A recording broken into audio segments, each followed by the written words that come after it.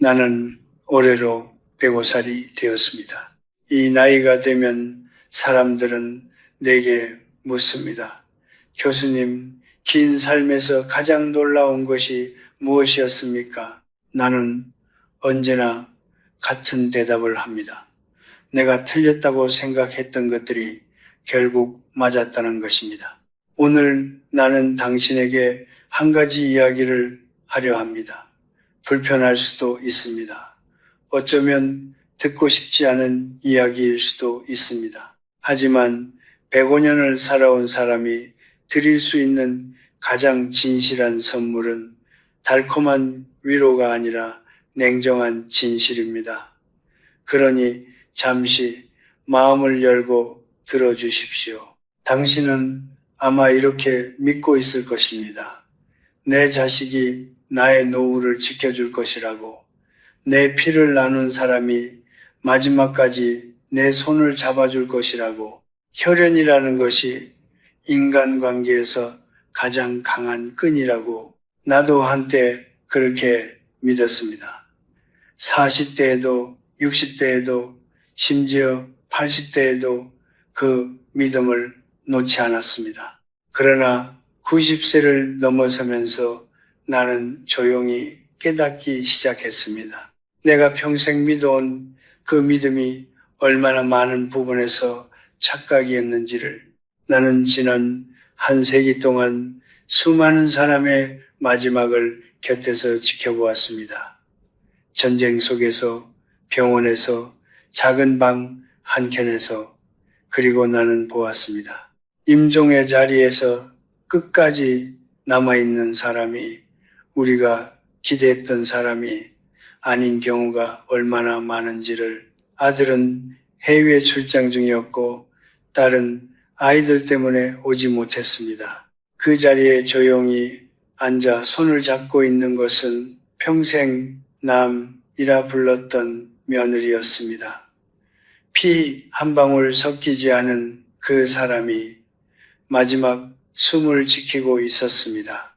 이것은 특별한 이야기가 아닙니다. 내가 살아온 시간 속에서 반복해서 목격한 장면입니다. 오늘 나는 당신에게 5가지 진실을 이야기하려 합니다. 자식보다 며느리가 더 믿을만 하다는 충격적인 진실. 그러나 먼저 분명히 말씀드리겠습니다. 이것은 자식을 탓하려는 이야기가 아닙니다. 자식은 당신을 사랑합니다. 그 사랑을 의심하지 마십시오. 다만 사랑과 헌신은 전혀 다른 것입니다. 마음과 손길은 다른 것입니다. 감정과 현실은 다른 것입니다. 그 차이를 직시하지 못할 때 노년의 외로움은 더욱 깊어집니다. 당신이 믿고 있는 혈연의 보호막은 자식이 자신의 가정을 꾸리는 순간부터 조용히 얇아지기 시작합니다. 이것은 배신이 아닙니다. 삶의 순서입니다. 자연의 이치입니다. 새는 둥지를 떠나고 강물은 아래로 흐릅니다. 그것을 붙잡으려 할수록 당신의 품위는 조금씩 무너집니다. 나는 그것을 오래 관찰해 왔습니다. 그리고 한 가지 더. 우리는 자식에게 많이 해줄수록 더 큰 감사를 기대합니다. 그러나 인간의 마음은 그와 반대로 움직입니다. 더 많이 받을수록 그것을 당연하게 여깁니다. 해줄수록 기대는 커지고 기대가 커질수록 감사는 줄어듭니다. 이것은 자식이 나쁜 사람이어서가 아닙니다. 이것이 인간 본성의 작동 방식입니다. 나는 이것을 깨닫는데 80년이 걸렸습니다. 당신이 지금 50대라면 오늘 이 이야기를 잘 들어주십시오. 60대라면 아직 늦지 않았습니다. 70대라면 지금 당장 시작하셔도 됩니다. 오늘 내가 드리는 이야기는 위로가 아닙니다. 각성입니다. 그리고 그 각성의 끝에는 반드시 평화가 있습니다. 나는 30살에 교수가 되었습니다. 그 시절 나는 내 아들이 내 노후를 지켜줄 것이라 의심하지 않았습니다. 아들을 키우며 나는 스스로에게 말했습니다. 나는 이 아이에게 최선을 다했다. 언젠가 그 아이도 나에게 최선을 다할 것이다. 그것은 믿음이었습니다. 아니, 정확히 말하면 계약이었습니다. 내가 의식하지 못한 채 혼자 서명한 계약. 그리고 그 계약의 대가를 나는 아주 오랫동안 아주 조용히 치렀습니다. 자식은 태어나는 순간부터 부모에 대한 빚을 지고 산다고 느낍니다. 먹여주고, 입혀주고, 가르쳐주고, 결혼까지 시켜준 부모. 그 은혜의 무게가 어느 순간 사랑을 부담으로 바꿉니다. 자식이 부모 곁에 있을 때 그것은 기쁨이 아니라 의무가 됩니다. 의무는 오래 지속되면 피로가 됩니다. 피로는 결국 거리를 만들어냅니다. 이것은 자식이 나쁜 사람이어서가 아닙니다. 혈연이라는 관계 안에 처음부터 내장되어 있는 구조입니다. 나는 고슴도치를 생각합니다. 고슴도치는 추운 겨울 서로의 온기를 나누기 위해 가까이 다가갑니다. 그러나 너무 가까워지면 서로의 가시에 찔립니다. 그래서 그들은 찔리지 않으면서도 따뜻할 수 있는 적당한 거리를 찾아냅니다. 인간의 관계도 이와 같습니다. 그런데 혈연 관계에서는 그 가시가 유독 날카롭습니다. 기대라는 이름의 가시가, 사랑이라는 이름의 가시가, 의무라는 이름의 가시가 가장 가까운 사람에게 가장 깊이 찔리는 이유가 바로 여기에 있습니다. 반면 며느리는 다릅니다. 며느리는 처음부터 부모의 은혜를 받지 않았습니다. 먹여준 적도 키워준 적도 없습니다. 그래서 그 관계 안에는 빚도 없고 의무의 무게도 없습니다. 며느리가 시부모에게 밥 한 그릇을 갖다 드릴 때 그것은 의무가 아니라 선택입니다. 선택으로 이루어진 행동은 받는 사람의 마음에 전혀 다르게 닿습니다.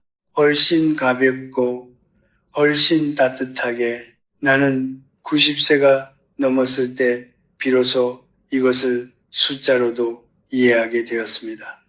한국에서 혼자 사는 노인의 수는 해마다 빠르게 늘고 있습니다. 자녀와 함께 사는 가정이라 해도 실제로 일상적인 돌봄을 담당하는 것은 대부분 며느리입니다. 아들은 직장에 나가고 손자들은 학교에 갑니다. 그 빈 집 안에서 시부모 곁에 남아있는 사람은 며느리입니다. 이것은 통계가 아니라 현실입니다. 감정이 아니라 삶의 구조입니다. 내 친구 중 한 명이 이런 말을 했습니다. 나는 아들에게 전 재산을 물려줬는데 왜 이렇게 외로운지 모르겠어. 나는 그에게 아무 말도 하지 않았습니다. 그 외로움의 이유를 그는 이미 알고 있었기 때문입니다. 다만 인정하고 싶지 않았던 것입니다. 그는 재산을 주면서 사랑을 샀다고 생각했습니다. 그러나 사랑은 살 수 없습니다. 그리고 기대는 사랑을 사라지게 만드는 가장 빠른 방법입니다. 나는 지금 당신에게 자식을 멀리하라고 말하는 것이 아닙니다. 기대를 내려놓으라고 말하는 것입니다. 기대를 내려놓는 순간 자식과의 관계는 오히려 더 가벼워집니다. 의무가 사라지면 사랑이 다시 보입니다. 그리고 그 자리에서 당신은 비로소 주변의 다른 관계들, 며느리와의 관계, 이웃과의 관계, 제자와의 관계를 새로운 눈으로 보게 됩니다. 사랑은 관계를 만들고 기대는 관계를 무너뜨립니다. 이것이 내가 105년을 살며 가장 늦게 깨달은 그러나 가장 먼저 알았어야 했던 진실입니다. 마음과 손길은 다릅니다. 이것을 머리로는 알면서도 우리는 평생 그 둘을 혼동하며 삽니다. 자식이 나를 사랑한다는 것을 압니다. 그 마음을 의심하지 않습니다. 그러나 살아가는 마음이 있다고 해서 반드시 곁에 있어주는 것은 아닙니다. 노년은 마음으로 살아가는 시간이 아닙니다. 손길로 살아가는 시간입니다. 밥상을 차려주는 손, 약을 챙겨주는 손, 새벽에 이불을 덮어주는 손, 그 손길이 없으면 아무리 깊은 사랑도 노년의 삶 속에서는 공허하게 느껴집니다. 내가 50대 중반이었을 때 가까이 지내던 동료 교수가 뇌졸중으로 갑자기 쓰러졌습니다. 그는 아들이 셋이나 있었습니다. 모두 훌륭하게 자란 자식들이었고 아버지를 깊이 사랑했습니다. 큰아들은 병원비를 댔습니다. 둘째 아들은 좋은 의사를 수소문했습니다. 셋째 아들은 멀리서 매일 전화를 걸었습니다. 그런데 매일 아침 죽을 끓여 병실로 가져온 것은 며느리였습니다. 재활 치료를 마치고 지친 몸으로 돌아온 그의 손을 잡아준 것도 며느리였습니다. 아무도 부탁하지 않았는데 그녀는 그 자리에 있었습니다. 나는 그 장면을 보며 오래 생각했습니다. 아들들이 나쁜 것이 아니었습니다. 그들은 각자의 방식으로 최선을 다하고 있었습니다. 다만 그들에게는 직장이 있었고 아이들이 있었고 지켜야 할 자신의 삶이 있었습니다.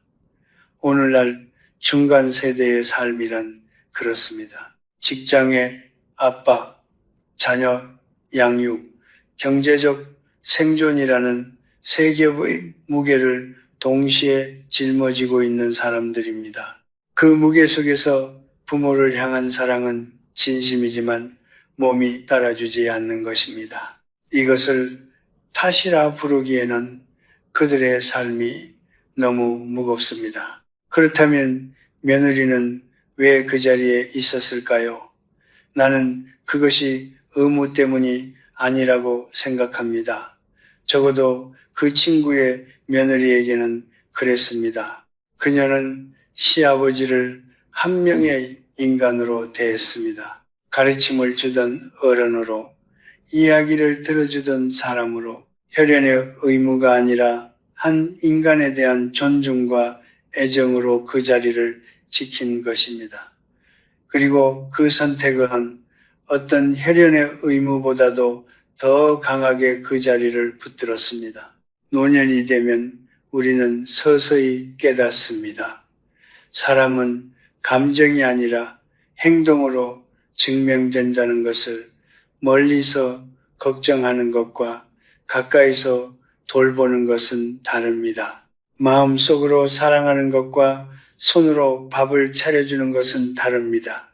전화 한 통으로 안부를 묻는 것과 직접 찾아와 손을 잡아주는 것은 다릅니다. 나이가 들수록 그 차이는 더욱 선명해집니다. 몸이 약해질수록 마음보다 손길이 더 절실해지기 때문입니다.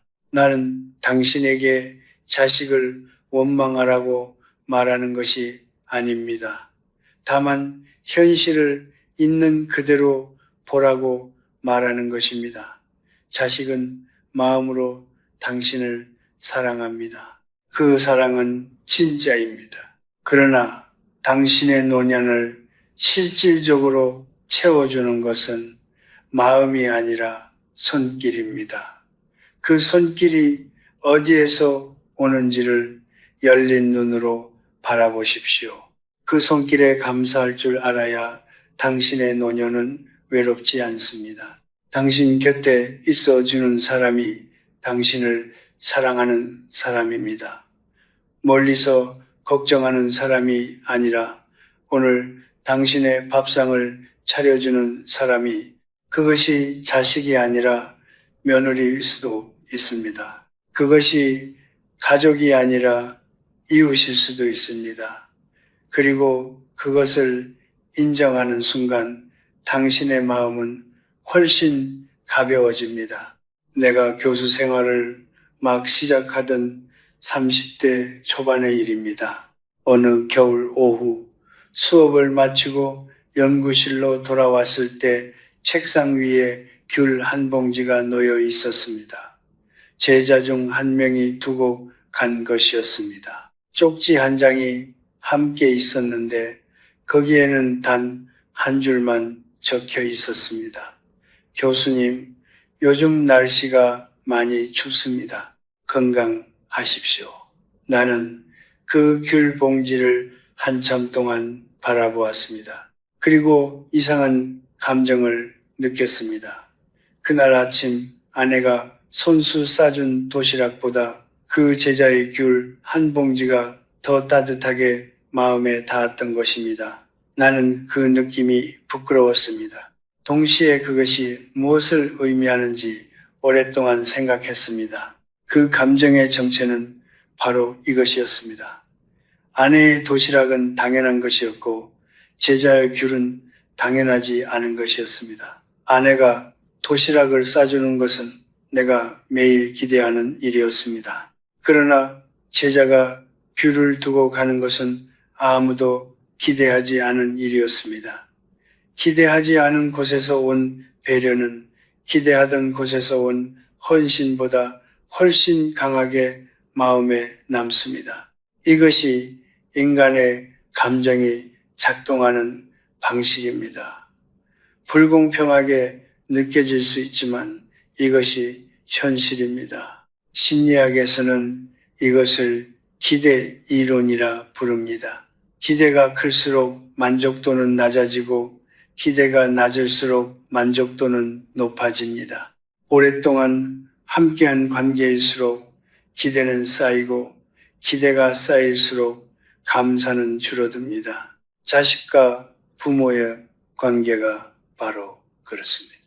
부모는 자식에게 너무 많은 것을 해주었기 때문에 자식이 조금만 소홀히 해도 크게 서운합니다. 자식은 부모에게 너무 많이 받아왔기 때문에 그것을 당연하게 여기게 됩니다. 서로가 서로에게 익숙해진 것입니다. 그 익숙함이 감사를 지우고 원망을 키웁니다. 반면 며느리와의 관계는 처음부터 다른 토대 위에 서 있습니다. 며느리는 시부모에게 아무것도 빚진 것이 없습니다. 시부모 역시 며느리에게 많은 것을 해준 기억이 없습니다. 그래서 그 관계 안에서는 당연함이 없습니다. 며느리가 차를 한 잔 따라 드릴 때 그것은 작은 일이지만 당연하지 않은 일입니다. 시부모가 며느리의 요리를 맛있다고 말할 때 그것은 짧은 한마디지만 당연하지 않은 한마디입니다. 당연하지 않은 것들이 쌓일 때 관계는 조용히 깊어집니다. 감사가 살아있는 관계는 시간이 지날수록 더 단단해집니다. 나는 80대에 접어들면서 이것을 몸으로 경험했습니다.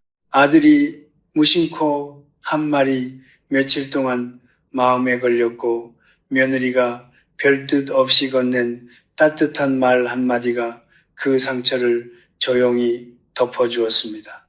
아들의 말은 습관이었고 며느리의 말은 선택이었기 때문입니다. 습관은 우리 마음에 흔적을 남기지 않습니다. 그러나 선택은 남습니다. 오래도록 남습니다. 이것을 깨닫고 나서 나는 며느리를 대하는 방식을 바꾸었습니다. 작은 것에도 고맙다고 말했습니다. 당연하게 여겼던 것들을 당연하게 여기지 않으려 했습니다. 그러자 신기한 일이 일어났습니다. 며느리가 더 자주 웃었습니다. 집안의 공기가 달라졌습니다. 내 마음도 가벼워졌습니다. 감사는 주는 사람을 풍요롭게 하는 동시에 받는 사람을 더 나은 사람으로 만듭니다. 관계는 감사로 숨을 쉽니다. 감사가 없는 관계는 아무리 혈연으로 묶여 있어도 서서히 질식합니다. 당신이 지금 노년의 문턱에 서 있다면 오늘부터 한 가지만 연습하십시오. 당연한 것을 당연하게 여기지 않는 연습, 밥상을 차려준 사람에게 고맙다고 말하는 연습, 방문을 열어준 사람에게 눈으로 인사하는 연습. 그 작은 연습이 쌓이면 당신 곁에 머무는 사람이 달라집니다. 당연한 것이 없는 관계에서 인간은 비로소 서로를 봅니다. 그리고 서로를 보는 관계만이 노년의 가장 긴 밤을 함께 견뎌낼 수 있습니다. 나는 평생 철학을 가르쳤습니다. 수십 년간 강단에 서서 인간의 본성에 대해 이야기했고 관계의 본질에 대해 강의했습니다. 그러나 솔직히 고백하건대 내가 교실에서 가르친 것보다 삶이 나에게 가르쳐준 것이 훨씬 많았습니다. 특히 한 장면은 지금도 눈을 감으면 선명하게 떠오릅니다. 내가 70대 후반이었을 때의 일입니다. 40년을 함께한 동료 교수가 세상을 떠났습니다. 그는 아들이 셋이었는데 모두 훌륭한 사람들이었습니다.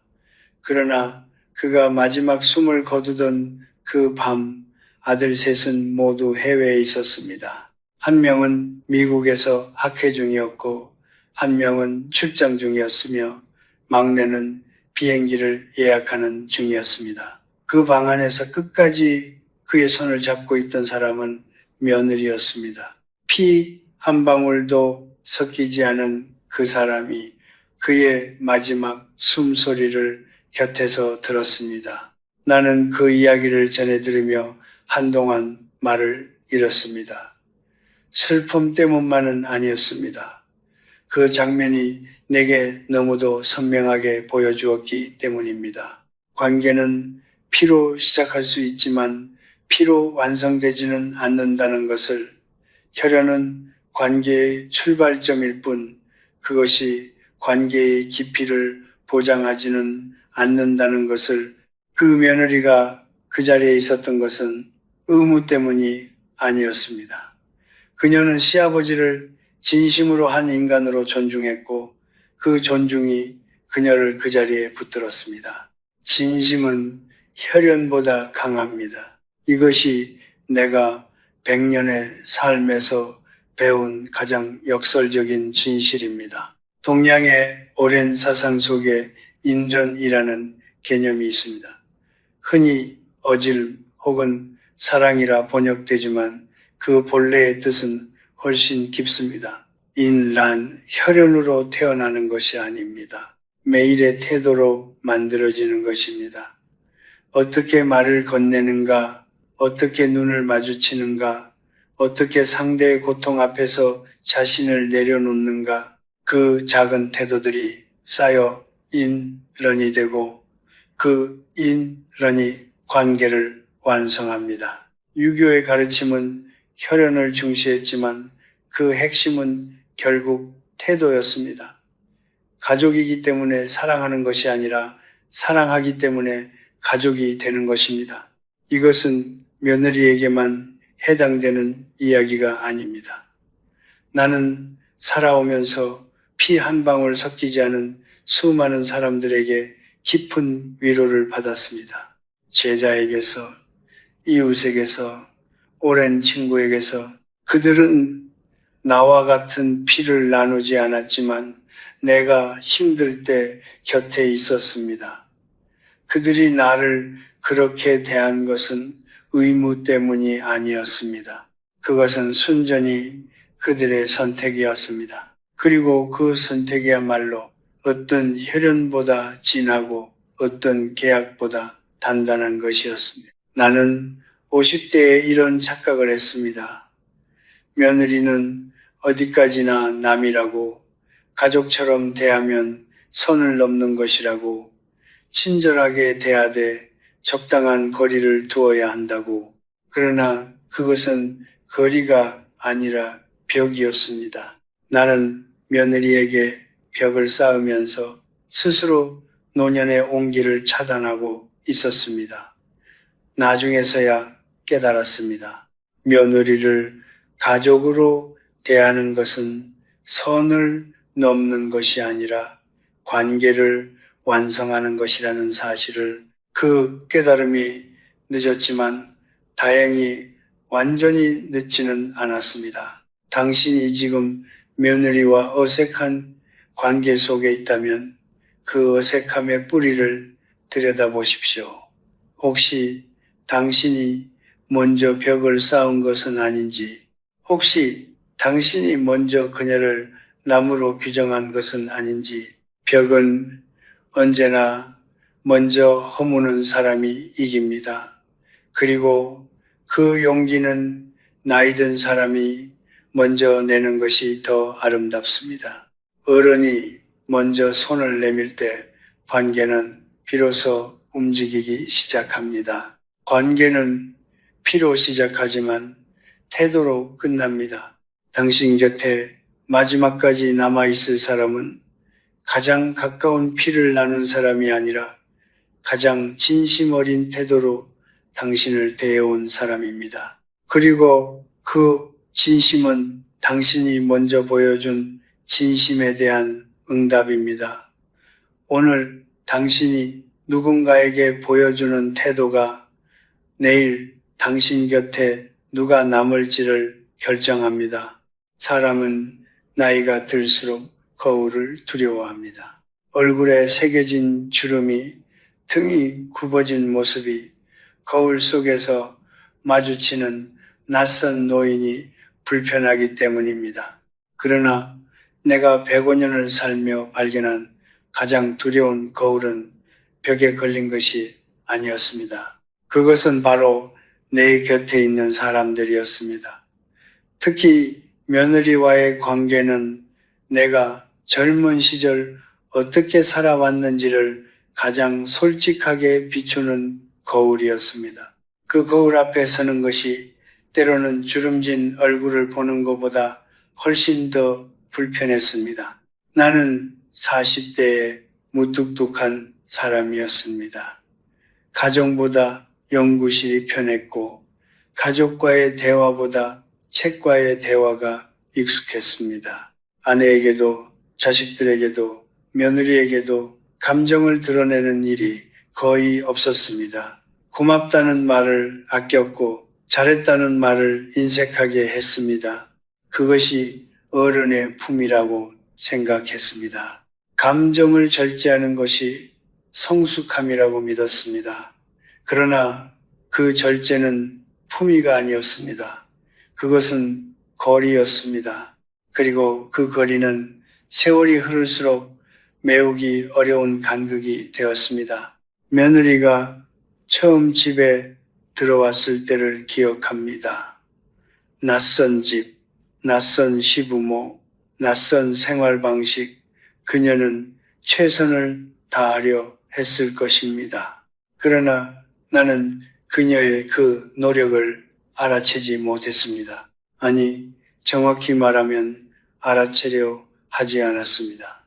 며느리는 어디까지나 아들이 데려온 사람이었고 내 가족의 일원이 되려면 시간이 필요하다고 생각했습니다. 그 시간을 기다리는 동안 나는 그녀에게 따뜻한 말 한마디를 먼저 건네지 않았습니다.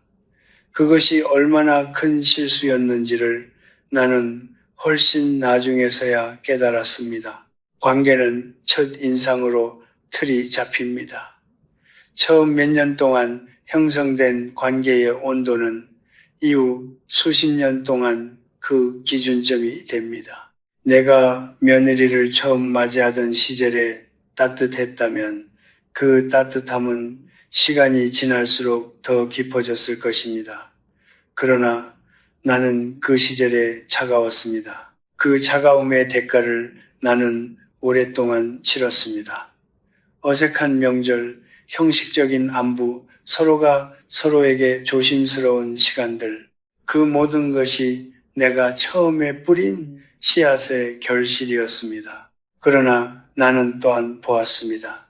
젊은 시절부터 며느리를 가족으로 대한 노인들의 노년을 그들의 집은 달랐습니다. 명절이 형식이 아니라 축제였고 며느리가 의무가 아니라 자발적으로 곁에 있었습니다. 그 노인들에게는 한 가지 공통점이 있었습니다. 그들은 며느리를 처음부터 한 명의 인간으로 존중했다는 것입니다. 아들의 아내로서가 아니라 새로운 가족으로서 그 존중이 수십 년의 세월을 거쳐 신뢰가 되었고 그 신뢰가 노년의 가장 든든한 울타리가 되었습니다. 이것에 나는 지금 당신에게 세 가지를 말씀드리고 싶습니다. 며느리를 아군으로 만드는 세 가지 태도입니다. 첫째는 존중입니다. 며느리는 당신의 자식이 선택한 사람입니다. 그 선택을 믿는 것이 며느리를 존중하는 첫걸음입니다. 그녀의 방식이 당신과 다르더라도 다름을 틀림으로 보지 마십시오. 둘째는 경계입니다. 존중은 지나친 간섭과 다릅니다. 며느리의 삶에 경계를 지키는 것이 오히려 그 관계를 오래 건강하게 유지합니다. 가까우면서도 침범하지 않는 거리, 그것이 가장 이상적인 관계의 형태입니다. 셋째는 감사입니다. 며느리가 해주는 작은 것들에 고맙다고 말하십시오. 당연하게 여기지 마십시오. 고맙다는 말 한마디가 어떤 선물보다 관계를 따뜻하게 만듭니다. 당신이 오늘 며느리를 어떻게 대하고 있는지를 들여다보십시오. 그것이 바로 당신이 지금까지 살아온 방식의 거울입니다. 그리고 그 거울이 불편하게 느껴진다면 아직 늦지 않았습니다. 거울은 볼 수 있을 때 보아야 합니다. 당신이 오늘 누군가에게 어떻게 대하는가가 10년 뒤 당신 곁에 누가 있을지를 결정합니다. 관계는 과거의 산물이지만 미래는 오늘의 태도로 바꿀 수 있습니다. 그 사실이 나이든 우리에게 남은 가장 큰 자유입니다. 나는 오늘 아침에도 창문을 열고 하늘을 바라보았습니다. 105년을 살아오면서 나는 수없이 많은 아침을 맞이했습니다. 전쟁의 포연 속에서 맞이한 아침도 있었고 가난과 추위 속에서 맞이한 아침도 있었습니다. 사랑하는 사람을 잃고 눈물로 맞이한 아침도 있었고 아무것도 가진 것이 없다고 느끼며 맞이한 아침도 있었습니다. 그러나 그 모든 아침이 지나고 나서 나는 깨달았습니다. 아침은 언제나 왔다는 것을, 그리고 그 아침을 맞이할 수 있다는 것 자체가 이미 충분한 이유였다는 것을 오늘 나는 당신에게 5가지 진실을 이야기했습니다. 혈연이 관계를 무겁게 만드는 이유를, 마음과 손길의 차이를, 당연함이 감사를 지우는 방식을, 태도가 혈연보다 진한 이유를, 그리고 며느리와의 관계가 당신이 살아온 방식의 거울이라는 것을, 이 5가지는 모두 하나의 뿌리에서 나온 이야기입니다. 그 뿌리는 바로 이것입니다. 노년의 행복은 누가 곁에 있느냐가 아니라 내가 어떤 사람이 되어 왔느냐에 달려 있다는 것.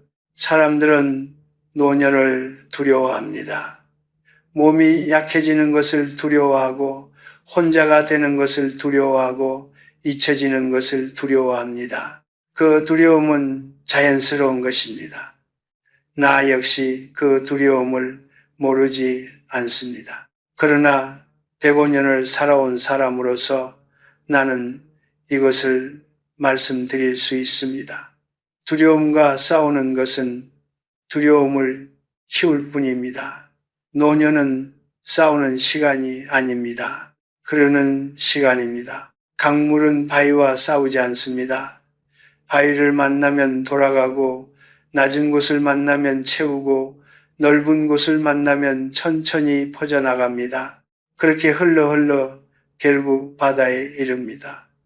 노년도 그렇습니다. 저항하지 않고 흐를 때 삶은 가장 아름다운 모습을 드러냅니다.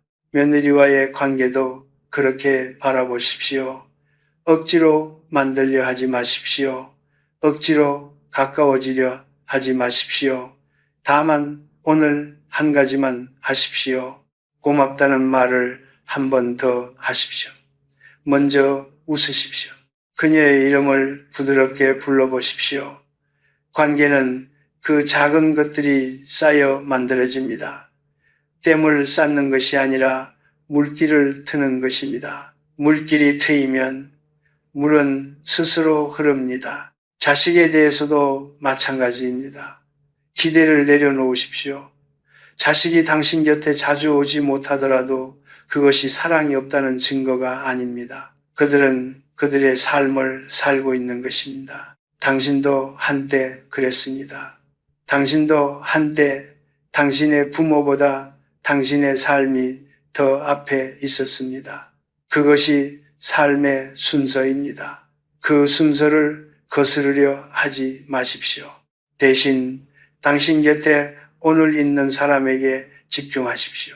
그것이 자식이든 며느리든 이웃이든 오랜 친구든 오늘 당신 곁에 있는 그 사람이 바로 지금 이 순간 당신의 가족입니다. 나는 이제 삶의 마지막 챕터를 살고 있다는 것을 압니다.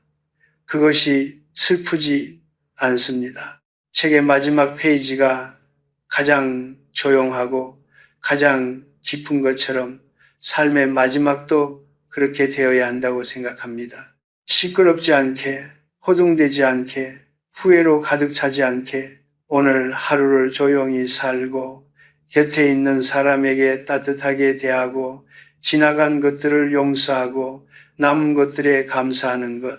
그것이 내가 105년의 삶 끝에서 발견한 가장 단순하고 가장 진실한 행복의 방식입니다. 당신이 지금 60대라면 당신 앞에는 아직 수십 년의 시간이 있습니다. 그 시간을 두려움으로 채우지 마십시오.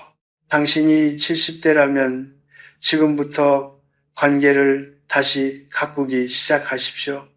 아직 늦지 않았습니다. 당신이 80대라면 오늘 하루를 충분히 사십시오. 내일 걱정하지 마십시오. 오늘 곁에 있는 사람의 손을 따뜻하게 잡아주십시오.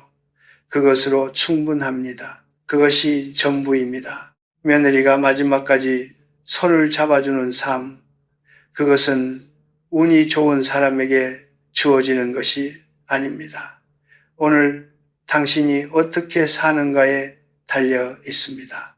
오늘 당신이 누구에게 어떤 말을 건네는가에 달려 있습니다. 오늘 당신이 어떤 씨앗을 뿌리는가에 달려 있습니다.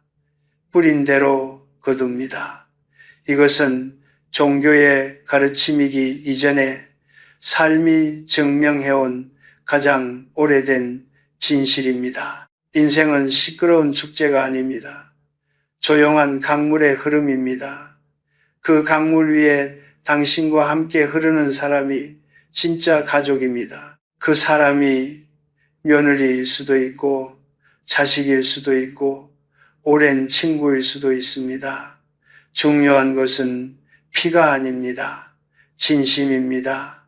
태도입니다. 그리고 오늘 이 순간 당신이 선택하는 방식입니다. 조용히 그러나 따뜻하게 천천히 그러나 흔들리지 않게 그렇게 흘러가십시오. 당신의 남은 시간이 가장 아름다운 강물이 되기를 바랍니다.